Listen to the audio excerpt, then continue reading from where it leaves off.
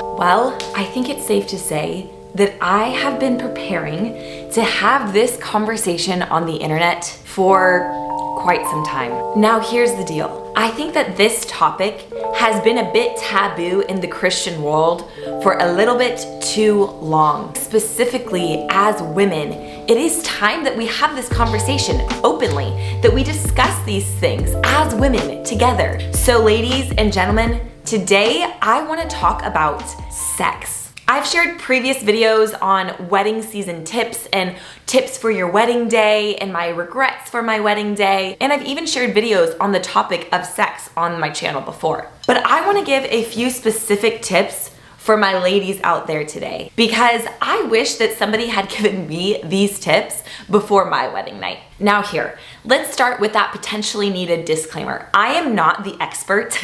I am simply speaking from experience and sharing some insights that I wished I had before my wedding night. Let's just sit down, grab your coffee, ladies, because we're gonna have ourselves a real heart-to-heart. Think of this as a big sis talking to you across the screen on the internet. So here we go, ladies and gentlemen. I wrote them down because I'm not trying to forget anything today. A little bit of our backstory is that Elijah and I got married 3 years ago, and let me tell you, like most Christian couples who had not had sex before their wedding night, who had been saving this moment for covenant relationship, we were excited for this night. We were expectant. There had been anticipation building for what this might look like and how this might be and what this might feel like together for the first time. And we had ourselves a week, if not months, of celebration and preparing to ultimately come to this day, to the wedding day. The reason I feel so passionate about this topic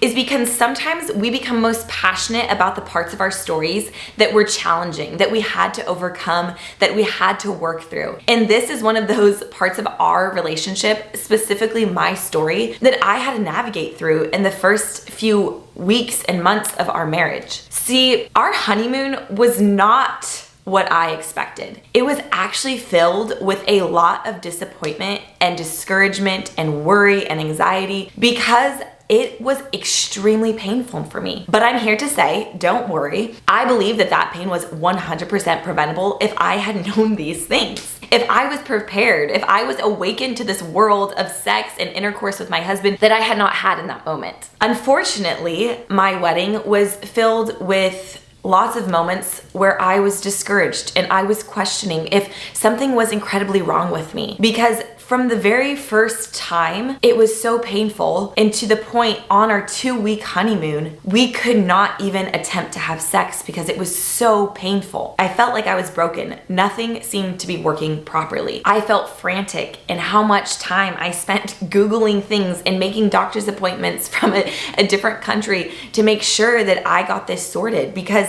this was not what I thought my story would be. It was so disappointing for me. And Elijah handled it like an actual saint. And I remember him telling me after the fact that he also himself questioned and wondered, maybe there is something wrong. But he never actually said that to me. He was like my #1 encourager and was like, Al, it's okay. We have the rest of our lives. We'll get back home and you'll be able to see a doctor and everything will be sorted as it's supposed to be. But he was actually shut down a lot too and felt the discouragement and disappointment. And so, ladies, ultimately the end of the story is we're good. We got it all sorted. And I am here to tell you that things actually can become better. That your wedding night more than likely isn't going to be the best time you've ever had. And that's okay. That's okay. That's not what that night is for. Okay, but tip #1 for my ladies out there, from my heart to your heart, girls, time is of essence. You have potentially just had one of the biggest days of your whole entire life. You maybe have been dreaming up of this moment since the time you were like 5 years old, of what it would feel like to walk down the wedding day aisle and be in your wedding dress and dance your first dance with your husband. And yet, all of a sudden, the day is over, it's concluded, you're driving off with your now husband, and the heightened emotions that you have probably felt for weeks, if not months, are suddenly simmering at the very peak emotion, and you're sitting in this car with the expectation of also this potential huge moment for you guys is supposed to take place in just a few moments. See? That's where I was at. I felt like I had just experienced the biggest day of my life, and I was supposed to show up in a few minutes, feel connected, feel present, and not processing everything that potentially just happened in my week and be there with my husband. Sex is just as much an emotional experience as it is a physical experience. And as women, if we are not emotionally present, emotionally connected, not emotionally exhausted, it's going to become extremely challenging for things down under to become loose and soft and ready for sex. So tip number 1 is allow yourself time to come down. Allow yourself a moment to breathe, to exhale from the day, if not the week. It's been a big day. It's been a big week.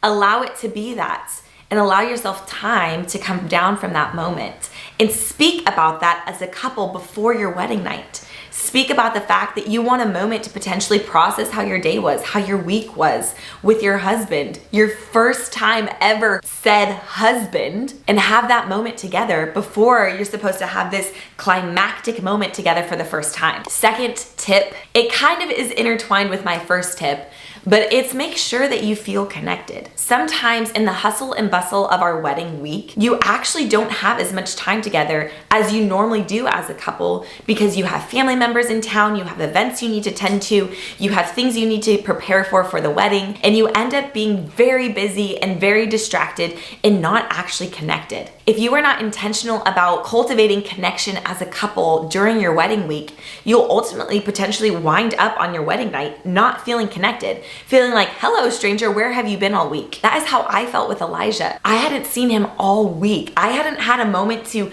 just be with him and just be present enough to even discuss how we're feeling and anticipating our wedding night. Ultimately, the first time we had a conversation that week about our wedding night was maybe sprinkled throughout the week, but was on the drive to the hotel. I was like, oh my gosh, I feel like I'm having a flash course of connection in this car. And I was on an emotional high and not connected. And ultimately, that leads to an equation of not ready. For me, at least. And I could guess many other females out there on the internet. My third tip is your first time having sex together is potentially not going to be smooth sailing, and that's okay. If you expect things to be just like the movies, you will be incredibly disappointed, because what in life is actually like the movies? So if you just think that you guys are going to be able to read each other's minds and know exactly what each other needs in that moment, when you potentially have never even had that experience for yourself, girl, that's all wrong. I would highly encourage you to communicate